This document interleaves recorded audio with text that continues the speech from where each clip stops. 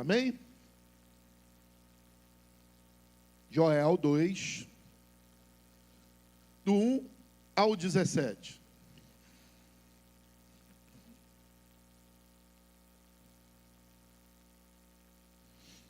Eu estarei lendo o versículo 1, os ímpares, a igreja estará lendo os versículos pares, e no final, leremos o versículo 17 todos juntos. Amém, gente? Toquem a trombeta em Sião, e deem o alarme no meu santo monte. Que todos os moradores da terra tremam, porque o dia do Senhor está chegando, já está próximo.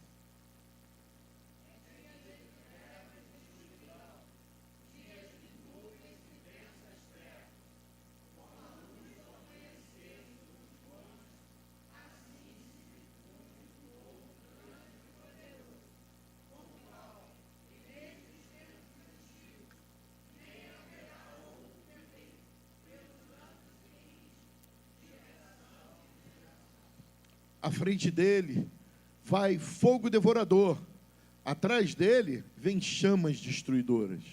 Diante desse povo, a terra é como o jardim do Éden, mas atrás dele fica devastada como um deserto, nada lhe escapa.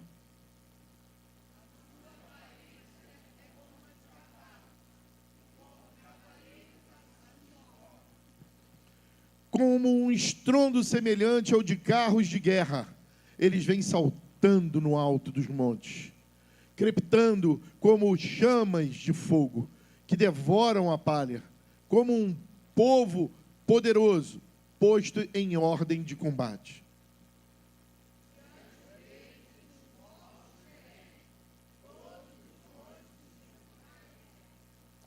Correm como volantes, como homens de guerra sobem muros, cada um vai no seu caminho e não se desvia da sua fileira.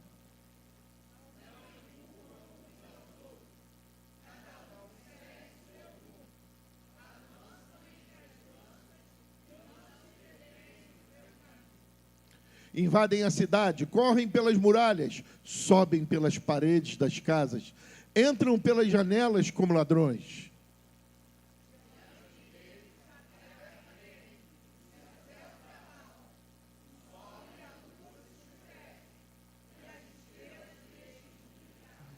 O Senhor levanta a voz diante do seu exército, porque o seu arraial é enorme, e quem executa as suas ordens é poderoso. Sim, muito grande, muito terrível é o dia do Senhor.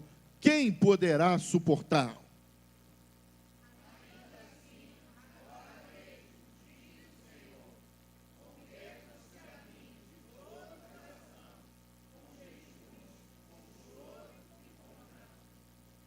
Rasguem o coração e não as suas roupas. Convertam-se ao Senhor, seu Deus, porque Ele é bondoso e compassivo, tardio em irar-se e grande em misericórdia, e muda de ideia quanto ao mal que havia anunciado.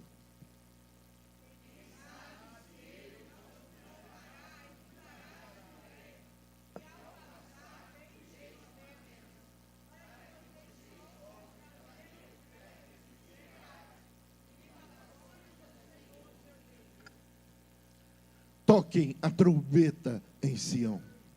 Proclamem, convoquem uma reunião solene.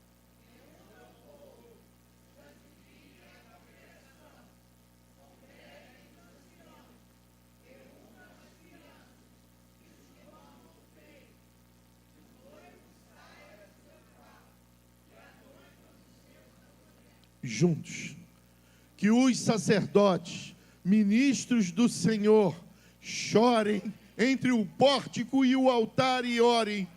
Poupa o teu povo, ó Senhor, e não faça o teu povo, ó Senhor, e não faças da tua herança um objeto de deboche e de zombaria entre as nações, porque hão de dizer entre os povos: aonde está o Deus deles? Senhor, louvado seja o teu nome.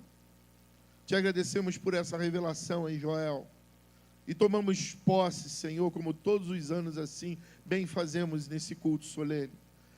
Há um momento, Senhor, que o teu povo começa a agir diante da tua voz, pedindo, como uma alavanca que move o braço de Deus, executando juntos atos de paixão diante do teu altar, de contrição, de respeito e de amor. É assim que nos colocamos hoje, Senhor. Não nos arrumamos como sempre nos arrumamos.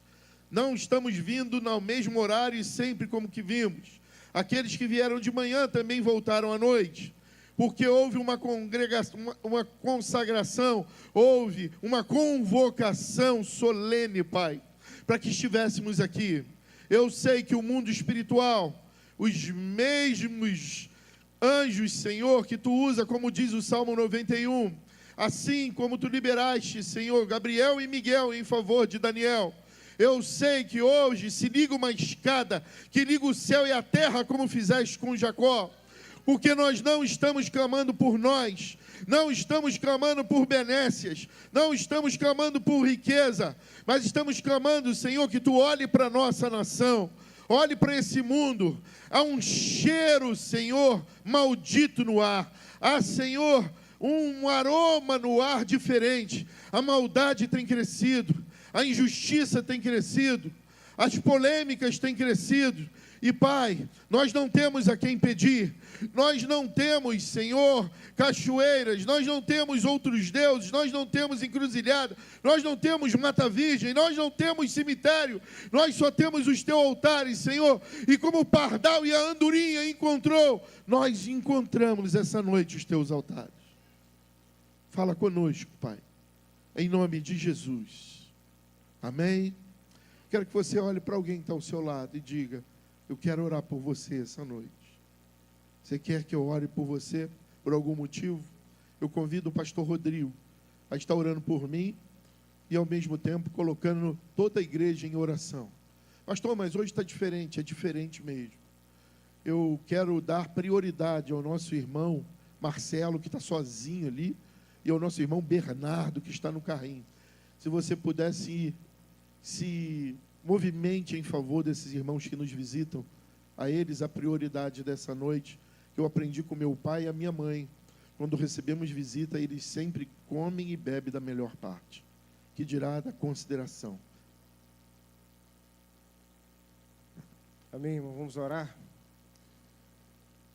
Amado Deus, Pai de amor, nós te louvamos essa noite mais uma vez e te agradecemos, ó Pai, pelo dia de hoje, pela sua misericórdia que se renova mais uma manhã sobre nós, pela tua presença, ó Pai, que está conosco aqui nesse lugar, nos guardando, nos livrando de todo mal, nos conduzindo até esse momento, ó Pai, em que o teu filho, ó Pai, teu servo, pastor Péricles, pai espiritual aqui desta igreja, vai nos conduzir à palavra, ó Pai, nesse momento. Ó Pai, que o Senhor possa direcioná-lo, ó Pai, conforme o Senhor já tem falado com ele, com seus joelhos no chão. Ó Pai, aquilo que o Senhor falou com ele em secreto, que ele fale com o teu povo, ó Pai, agora, declare diante de ti, diante do teu povo, as tuas verdades, ó Deus, o teu caminho, ó Senhor, ó Pai, o teu caminho de santidade, o teu caminho de compromisso, o teu caminho de santificação, de consagração, de priorização da presença de Deus em nossas vidas. Ó Pai, que nada, ó Pai, nem ninguém, nenhuma coisa desse mundo, nenhuma paixão mundana e humana possa ser maior no coração de um crente do que o amor pela sua palavra, do que o amor pela sua presença. Ó Pai, que nenhum hobby, que nenhum estilo de vida, que nenhuma moda possa ser maior na vida de um cristão do que a tua presença, que nenhuma alegria possa ser maior na vida de um cristão do que a alegria de estar na sua presença, na sua casa, te buscando, te glorificando, pagando preço de joelhos. Senhor Deus, que a tua palavra seja ministrada aqui nessa noite. Abençoa o teu filho nessa hora, abençoe a nós, que cada mente, cada coração seja aberto para receber a tua palavra. Aqueles que estão precisando de transformação, que sejam transformados. aqueles que estão precisando de arrependimento, que fiquem arrependidos, aqueles que estão precisando de consolo, que sejam consolados, aqueles que estão precisando de renovo, de uma palavra, de admoestações, que sejam admoestados, mas que aqui, ó Pai, seja um lugar de propagação da Tua palavra e da Tua presença, como sempre tem sido. É o que pedimos e agradecemos e louvamos pela vida do Teu servo, Teu Filho, em nome de Jesus. Amém. Você orou pelo teu irmão aí? Olha para ele e diga, graças a Deus. Anota aí, Vitória e Yasmin, o tema desse sermão desta noite é um clamor que desperta o céu. Chorem. Você pode dizer isso para alguém que está ao teu lado? Chorem. Irmãos, nós temos visto no cenário evangélico, temos visto na mídia que nós, ao tempo todo, somos convocados e chamados somente para sorrir, somente buscando, e como se o evangelho fosse o tempo todo, Romário, um lugar em que a gente não passa por lutas e dificuldades. Parece, Fábio, que quando alguém tem uma dificuldade, ele não tem fé. Parece que quando alguém passa, Tiago e Carol, por uma provação de ver o seu filho nascer 2 meses antes, parece que ele pecou. Parece, pastor Ulisses, que alguém que tem uma perda e passa por uma necessidade financeira, ele está amaldiçoado. Essa pegadinha tem tocado no coração de muitos que infelizmente não leem a Bíblia. Nunca ouviram a história de alguém chamado Elias, Eliseu, Joel, Ezequiel, Daniel, o chorão. Quem é o chorão? Jeremias. Nunca leram sobre Naum, nunca estudaram. Hoje foi prova sobre o quê? Sobre Ageu. Nunca leram sobre Noé, nunca leram sobre Davi, nunca leram sobre José, nunca leram sobre Jesus. Parece esse evangelho, Marta, que nós assim na teologia classificamos como triunfalista, é algo que tem reinado nesse século. Sim, o nosso Senhor é um Deus triunfante, a igreja é uma igreja triunfante, mas no final do triunfo a gente encontra pelo caminho muita luta, muita dificuldade, muita perseguição. Nós vivemos num mundo que jaz de jazigo, de morto no maligno. Tem gente se assustando com tudo que está vendo. Tem gente com medo de tudo que está vendo. Mas calma, é só o princípio das dores.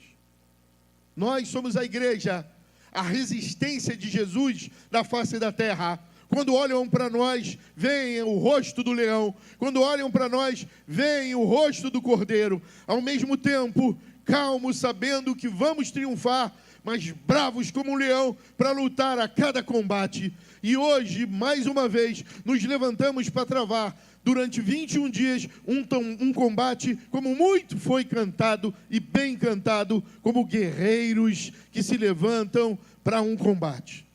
Sim, ao longo do ano, quantos jejuns a Michele fez para o Senhor Jesus? Ao longo do ano, quantas orações a Thalita fez? Ao longo dos anos, quanto o Marcelo e a Joanice jejuaram juntos?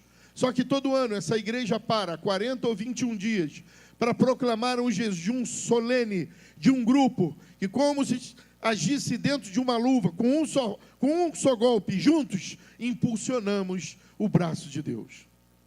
Nós não aceitamos que no nosso bairro a prostituição continue crescendo, os assaltos, a violência, a multiplicação daquilo que deveria recuar. Temos visto um paradoxo acontecendo. Ao mesmo tempo que igrejas crescem, ao mesmo tempo que a igreja espalha, o pecado não tem diminuído. Isso porque, infelizmente, o discurso da igreja que está buscando essa terra, da igreja que está buscando a Babilônia, a igreja que está buscando esses e outros adventos que a enriquecem, a fazem feliz e prazerosa, professora Flávia. Nesse lugar tem reinado. A igreja não tem vivido e reinado como alguém que vai partir, que está aqui dando a última grito, tocando a última trombeta com a sua vida, com o seu casamento, com a criação de seus filhos. A igreja está preocupada com coisas que certamente serão obsoletas para quem vai para a eternidade.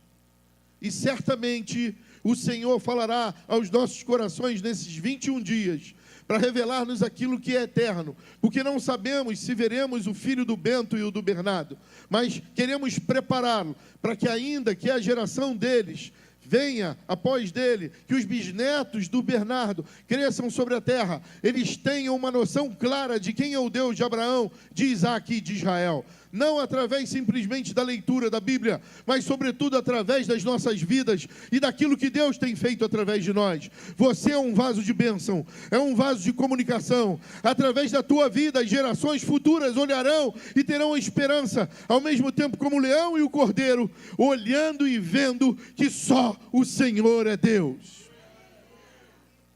Chorem, é um tempo de jejum coletivo. Por isso que nosso coração ardeu por intitular esse sermão como um clamor que desperta o céu. A primeira coisa que fazemos quando saímos do útero da mamãe nesse lugar, para detectar que estamos vivos, o que é? Chorar. Um bebê que não chora, um recém-nascido que não chora, uma criança que não chora, preocupa. Existem doenças em que as crianças não sentem dor, elas batem com o joelho, elas não sentem, uma doença horrível. E parece que a igreja tem preparado, mimado, tratado o povo para não sentir dor. Mas se existe uma coisa que a dor revela, é a presença de Deus. A dor revela a busca, que revela a verdade. E a verdade revela libertação. Hoje conhecereis a verdade, e a verdade vos libertará. Por isso que diz o autor, em certo ponto na Bíblia, melhor é estar num velório do que numa casa em festa. Porque quando estamos num velório, nós vemos a realidade da vida. Entramos nesse mundo chorando, e saímos desse mundo chorando, e deixando muita gente chorando. Mas o que nos espera é infinitamente maior de tudo aquilo que vivemos hoje. Você só está aqui para revelar a glória de Deus. Você só está aqui para deixar um rastro de salvação. Porque aquilo que te aguarda, cidadão dos céus, é muito maior do que isso. Tanto o Bernardo, o Bento já está saindo dessa fase, mas o Bernardo, quando ele quer alguma coisa e a mamãe não dá, sobretudo mamá, o que o Bernardo faz? Chora. Muitas vezes a gente chega na presença de Deus, Aline, dizendo: Senhor, por que não me dá? Senhor, eu tenho feito isso. E muitas vezes, quer ver uma criança ganhar fácil? É abaixar e chorar. Nos comportamos como filhos que muitas vezes não sabemos chegar diante do pai. O Bento já está maiorzinho que o Bernardo, e ele olha para o pai. E se muitas vezes o pai não dá atenção, ele ajoelha, levanta os bracinhos e chora. Irmão, nós precisamos chorar mais na presença de Deus. Quem está falando não tem dificuldade de chorar. Nós precisamos ficar mais sozinhos com Ele. Reconhecer a grandeza dEle. Reconhecer quem Ele é efetivamente. E chorar na presença dEle, como Daniel chorou. Chorar na presença dEle, como Isaías, que olhou e disse: ai de mim, porque conseguiu ver quem era o seu Deus, o tamanho dele, a pureza dele, e quem realmente ele era. Há uma maldição sendo pregada aí, que somos como deuses pequenininhos. Posso ouvir um repreendido em nome de Jesus? Nós não somos nada disso. Nós somos um grupo, amados incondicionalmente por esse Deus, que crê na graça de Deus, e que labuta por esse reino. Salvação para nós é consequência. Nós já entendemos essa história. Ninguém aqui está lutando para se salvar mais. Nós lutamos para salvar outros. Assim como no tempo de Noé, pessoas crescem, dão ao casamento, fazem festas, e o tempo está passando, como se nada tivesse acontecendo. O Senhor está voltando.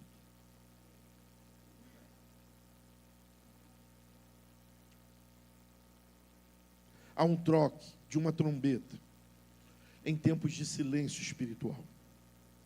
O livro do profeta Joel, em meio à crise nacional, onde Judá enfrentava uma devastação sem precedentes, pragas de gafanhoto destruíram as plantações, seca geral nos vinhedos, e a terra estéril.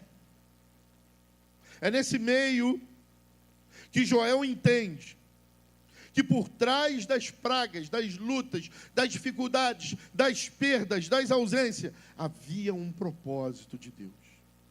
Nada daquilo estava acontecendo por um acaso. Ao invés de reclamar, como todos reclamavam naquela época, falar mal de Deus, aonde está Deus? Ele nos esqueceu. Aonde o Senhor realmente parou de falar conosco? Joel entende que era um tempo de despertar o povo para ir além da sua prostração, do seu abatimento, do seu desânimo espiritual. É por isso que ele diz aí logo no início, ele começa dizendo: tocai a trombeta em Sião. A trombeta está ali na frente. Pega, Natália, por favor. Acredita-se que, pode ser maior, filho. Acredita que uma lenda, né? Que o primeiro animal sacrificado lá no Éden, do chifre desse animal, se fez, é uma lenda, tá? O primeiro instrumento musical. Até hoje, em algumas culturas, tanto em Samaria como em Jerusalém, esse instrumento ainda é usado. Mas, desde a antiguidade, quando o chofar era tocado, o chofar inspirou algumas coisas que a gente vive até hoje. Quem aqui serviu o exército, levanta a mão, ou a aeronáutica, ou a marinha? Você estava no seu soninho e escutava. Pam, pam, pam, pam, pam, pam, pam, pam, pam, pam, pam. O que significa isso? Acorda, levanta. Está na hora. Você está em forma e escuta, Marcelo. Pam, pam, pam, pam. O que significa? Descansar. É muita gente para falar e alguém gritar. Então a corneta comanda um exército. E naquela época não era diferente. Na linguagem do Antigo Testamento, se tocava a trombeta por alguns motivos, Pedro, mas 3 eram recorrentes. Primeiro, convocar o povo para a guerra, avisar que os inimigos estavam chegando. Geralmente os atalaias ficavam em cima dos muros, e quando havia um ataque eles avisavam. Segundo motivo, Gisele, arrependimento. Quando era tocado para o povo chorar e se arrepender, e esse é o motivo, e clamar não só por si. Muitas vezes o povo não precisa de arrependimento pessoal, mas de um arrependimento coletivo, estadual, municipal, nacional, arrependimento dos governantes, arrependimento da nação. É por isso que esse jejum anualmente ele é coletivo, porque nós, individualmente, não temos condição de enfrentar as portas do inferno, mas diz a palavra de Deus, que a igreja tem esse poder, que as portas do inferno não prevalecerão contra a igreja do Senhor. Eu posso ouvir um glória a Deus, uma atitude, algum barulho? E aí você começa a entender por que o pastor está lá no grupo, os pastores, mais um, pelo menos a metade, somos 103, vamos chegar aos 52, porque é um jejum coletivo, e até na lei humana e nas eleições humanas, se vence quando se tem a metade, mais um. Chegamos a 64, quem sabe até 70 amanhã, mas independente, talvez no dia 20, chegamos a 100, o importante é que já somos a maioria nesse espaço, nessa geografia, clamando para aquilo que nós não podemos mudar nessa nação, em volta de nós. Que o Senhor tenha misericórdia, sobretudo dos órfãos e das viúvas, sobretudo daqueles que precisam, mas também que traga arrependimento, choro. Ah, pastor, mas aquele político, aquele juiz, aquele que mais está pecando. Queridos, a nossa maior motivação desses homens é vê-los ajoelhados diante da cruz, dizendo: eu confesso, o Senhor Jesus é o meu Senhor, e eu vou restituir 4 vezes mais tudo aquilo que eu fiz mal. Essa é a motivação da igreja. Não é tomar lado nem partido.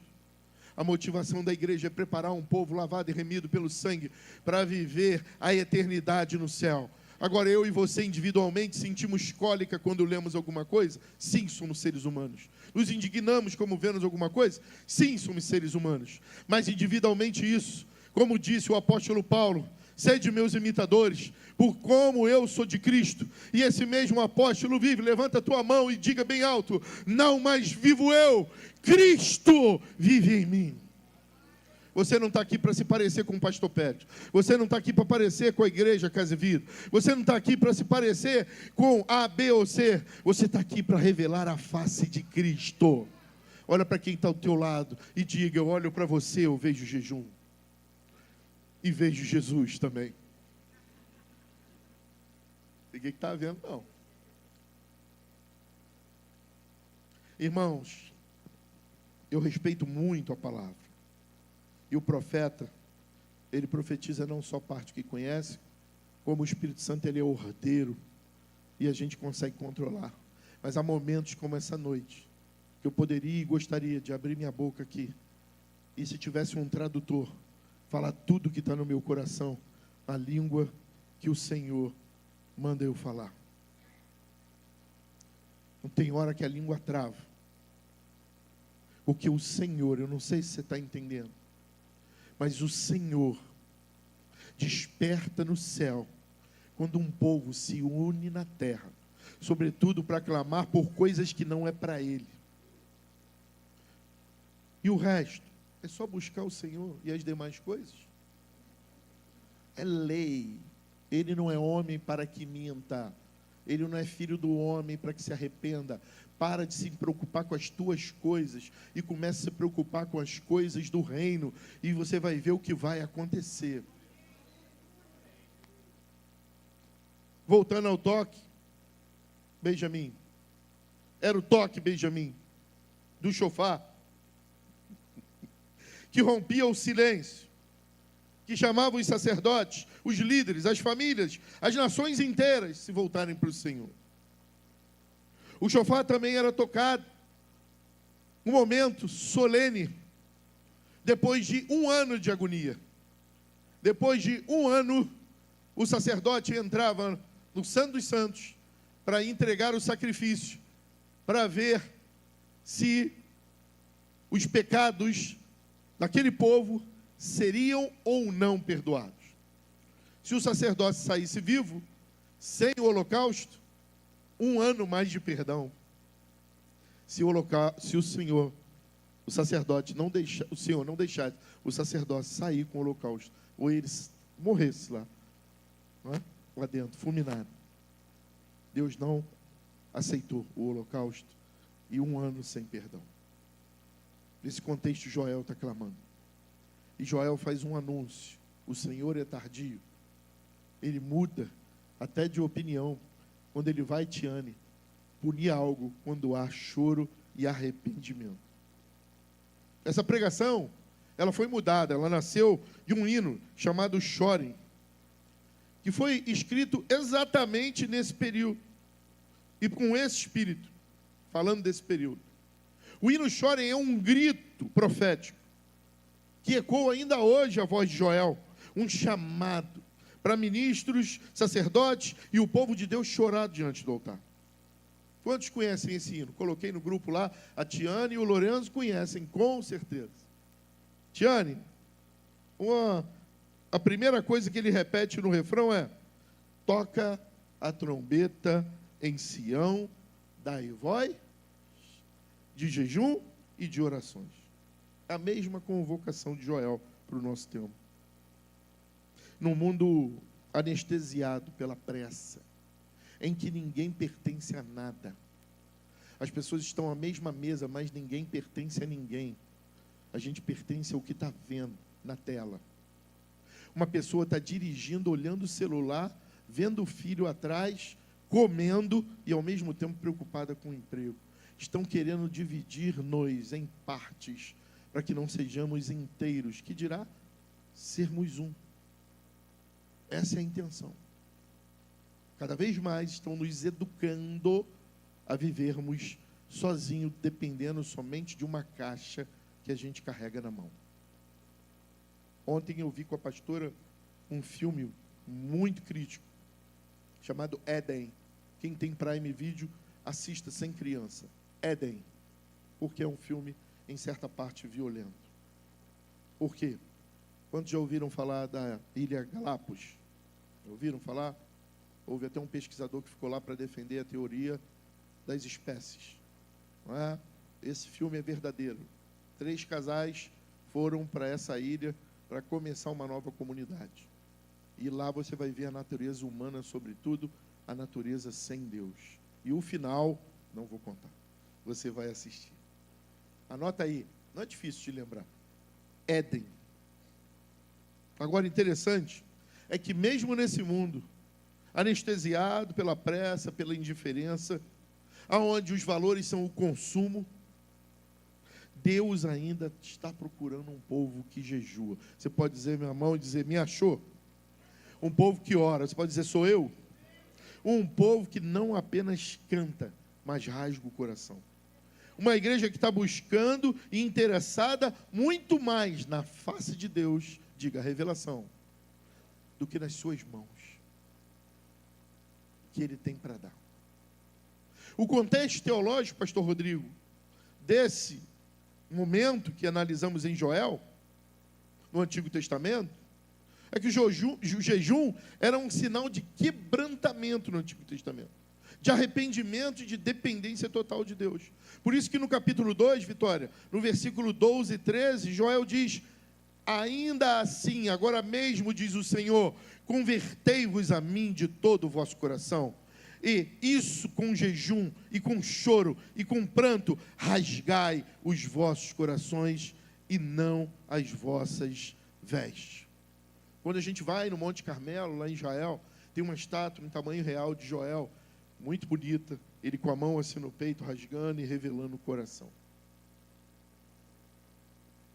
O profeta denunciava uma religiosidade aparente, num culto sem essência, aonde cada um buscava o seu próprio Deus, e não um Deus que tocasse a nação.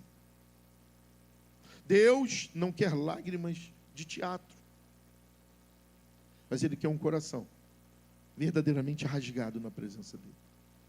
O contexto do nosso jejum de 21 dias é que a gente foi ganho por Jesus para gerar vida. Jejuar não é apenas deixar de comer, é deixar de se alimentar de tudo que rouba Deus de nós nesse mundo. É abrir espaço, o que o Espírito Santo nos amostra que precisa ser restaurado. Joel sabia, sem arrependimento não há avivamento. E o verdadeiro avivamento, ele toca fora da igreja. O verdadeiro avivamento não é ficar 48 horas, 70 horas, 90 horas, dentro da igreja, caindo, levantando, chorando, 6 meses. O verdadeiro avivamento se revela quando alguém que passa na frente da igreja e pecava fala, tem algo diferente aí dentro. Verdadeiro avivamento é quando os políticos que roubavam começam a entender a transformação. Verdadeiro avivamento começa a tocar fora das esferas da igreja. Porque o Reginaldo, onde trabalha, mostra a face de Cristo. O Rodrigo, onde trabalha, mostra a face de Cristo. E aí tem aquele servente lá no Palácio do Planalto. E ali também está alguém avivado, cheio de vida, que nasceu de novo, que as pessoas olham e dizem, eu preciso e quero ser como ele. Por isso Joel convoca o povo inteiro como hoje. Olha em volta de você aí. Tem ancião como eu, tem jovens, tem recém-nascido, Tem gente que mama ainda aqui dentro. Nunca foi tão bom ter o Bernardo hoje aqui, para dar enredo ao que vamos pregar. Então, querido, como argumentos, nós precisamos tocar três trombetas durante esses 21 dias. Primeiro, a trombeta da urgência espiritual. Joel 2:1 diz: o dia do Senhor vem e Ele está perto. A gente tem vivido dia em que muitos não ouvem a voz de Deus. Você ouve muito eu acho, mas não o que Deus está falando. Eu acho não faz parte daquilo que Deus tem para o povo dele. Aliás, um dos motivos, Letícia, que Deus não queria levantar rei e governantes para o povo dele, é que Ele queria falar direto com o povo. E hoje, muitas vezes, a gente sabe os nomes e conversa e fala com muita gente, e passa dia e entra dia, e estamos distraídos. Mas o Espírito Santo sopra. Em Efésios 5,14, há um alerta grande, Vanessa, Romário, que diz assim: desperta tu que dorme. Sacode 10 em volta de você aí, menos o Marcelo que nos visita. Sacode 10 e diz assim: desperta tu que dormes. Há uma urgência espiritual no ar. O mundo está ferido, sim. Nações estão feridas, sim. O diabo está trabalhando com vaidade entre poderes governantes. Está se preparando mais uma nova guerra. Mas eu creio que ainda que no final, o Senhor se levantará ao nosso favor. Eu não acho, eu não me guio por vista. Eu conheço a palavra do Senhor. Enquanto o mundo ri e debocha, a igreja chora. Enquanto a cultura celebra o pecado, a promiscuidade, os vários gêneros, nós dobramos o joelho como intercessores e pedimos ao Senhor: vai além da vontade humana, Senhor. Mais uma vez se levanta, meu Deus. Nesses 21 dias de Jesus, levanta a mão, de jejum, Jesus vai tocar a trombeta na nossa casa, na nossa vida, no nosso trabalho e nos despertar. Não dá mais para dormir espiritualmente. É tempo de jejum. Sacode 10 aí, fala acorda, é tempo de jejum. Segunda trombeta é a trombeta do arrependimento genuíno. Em Joel 2,13 diz: rasgai o vosso coração e não simplesmente as vossas vestes. Há uma diferença, Reginaldo, entre emoção e quebrantamento. Qual é a diferença? A emoção, a gente chora no culto hoje, e esquece na segunda-feira. O arrependimento e o quebrantamento muda a história, muda futuro, muda pensamentos. O chamado de Joel é para rasgar o coração, abrir feridas diante de Deus. Quando a gente tira a bandana para um médico e mostra a ferida, quando a gente chega com aquele dente preto diante de um dentista, quando a gente chega com aquele canal para fazer, ele vai ter que abrir, expor a ferida, catucá-la para colocar para fora. E muitas vezes, muitos não são curados. Estou dizendo que as pessoas estão aqui dentro, mas muitos não são curados. De repente não é, e nem para aqui, mas muitos não estão curados, porque não querem diante do Senhor expor as suas feridas. Eu não estou falando diante do pastor, não estou falando para uma pessoa, que tem coisas que a gente só confessa para Deus. Sacode 10 e diz isso aí. Tem coisas que a gente só fala e confessa para Deus. Que infelizmente, quem conta um conto, geralmente aumenta um ponto. Quem já brincou aqui de telefone sem fio? Conta uma mensagem para a Thalita, ela conta, vai contando.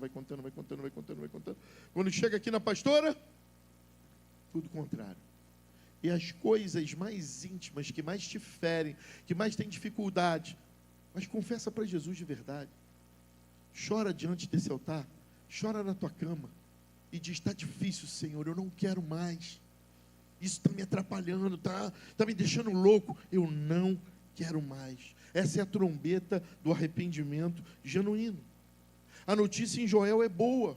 O Senhor misericordioso e compassivo, tardio em irar-se e grande em benignidade. Deus nos chama, como povo dele, para jejum, não como castigo, pastor Rodrigo, mas para restauração.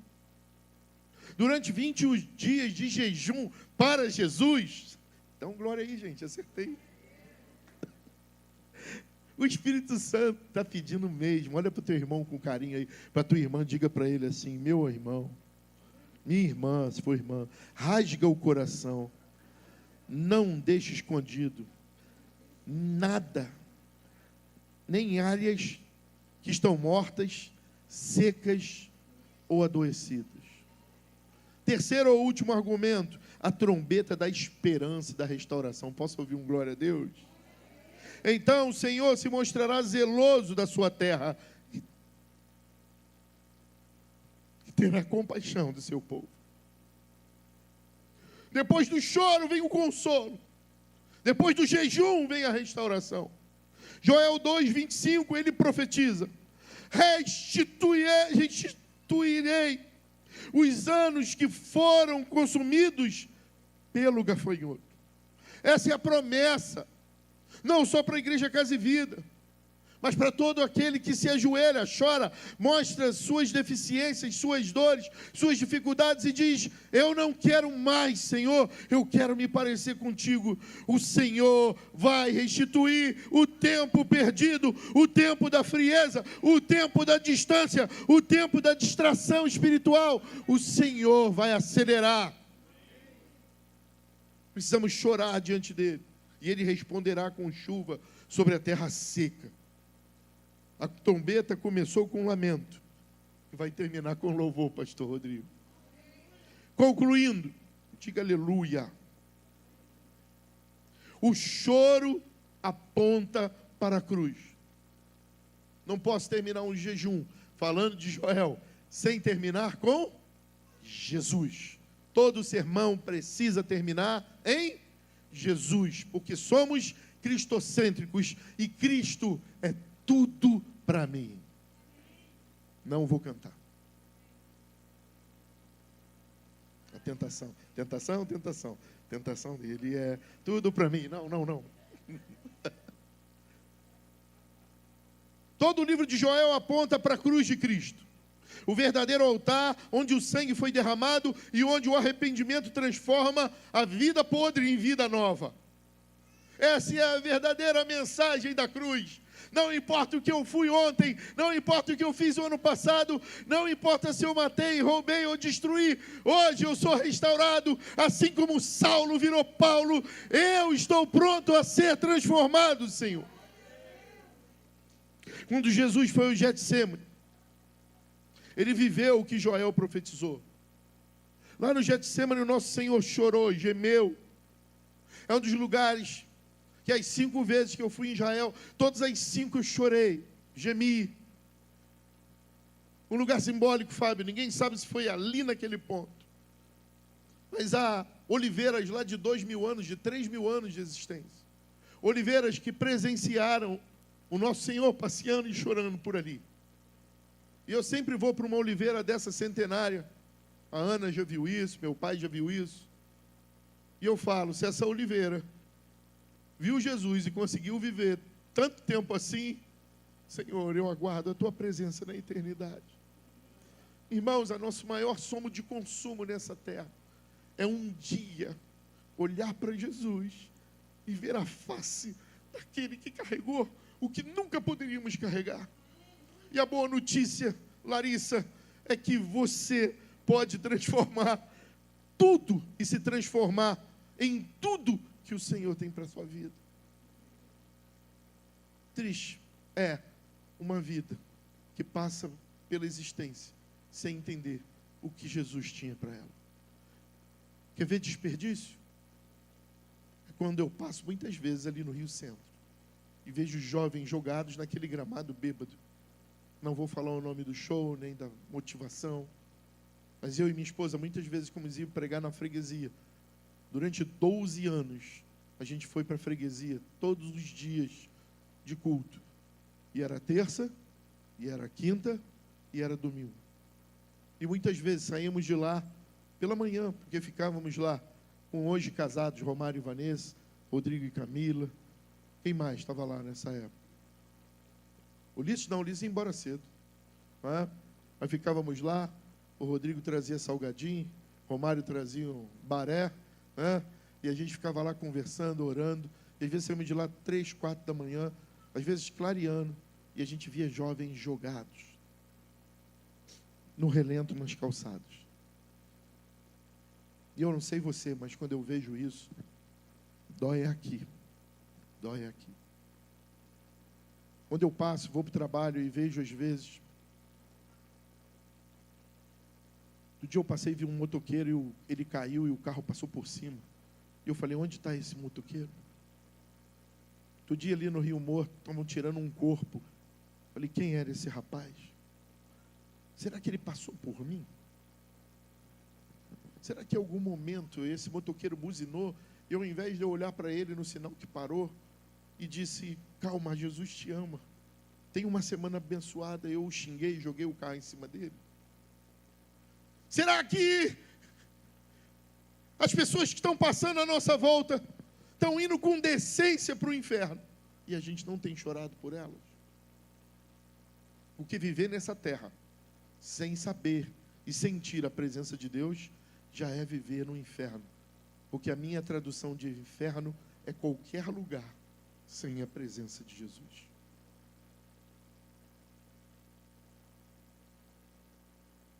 Se o Senhor Jesus passou pelo Getsemane, quem somos nós? Eu cheguei aqui uma quinta-feira e fiz as contas e preparei aquele sermão como prepara aquela comida gostosa. E eu estava falando com o pastor Ulisses. Às vezes eu também me entristeço, né, pastor? Mas há a lei de um italiano que diz que a lei 30%. Numa sociedade de cada 100 pessoas, só 30 se preocupam com o coletivo. E esse é o problema da nossa humanidade. Pertencimento. A gente está numa nave espacial chamada Planeta Terra, que tem tempo para acabar o combustível. Tem tempo para acabar o combustível. E a gente não está preocupado em sujar ela, em destruir ela, em cuidar dos passageiros que estão com a gente nessa nave espacial. Agora veja, a lei é 30%, ou seja, 30%. Fala comigo, irmãos. No Getsemane, dos 12, tinham 3 com Jesus. Fábio, me ajuda, quantos por cento? Me ajuda aí, Pedro. Jesus teve menos que 30%. 3 seria 10% de 10. No final de tudo, na cruz, Pedro, me ajuda, Pedro, me socorre. Dos 12 só ficou João. Quanto que é 1 em 12? 1 dozeavos em percentual.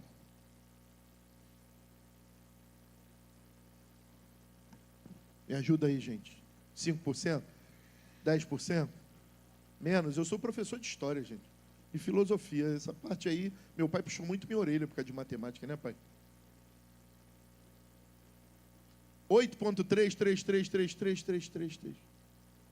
Então, se Jesus ficou sozinho, olha para quem do seu lado. Está chorando por quê? Está chorando por quê? Ele está conosco. Essa é a nossa convocação para esses 21 dias. Tocar a trombeta do arrependimento. Tocar a trombeta do choro diante do altar. Tocar a trombeta da espera, da chuva, da restauração, que vai vir através de Jesus. Eu não sei você, mas Ele está procurando um povo que se levanta em oração e em clamor. Se Ele fez no tempo de Joel, Ele vai fazer hoje.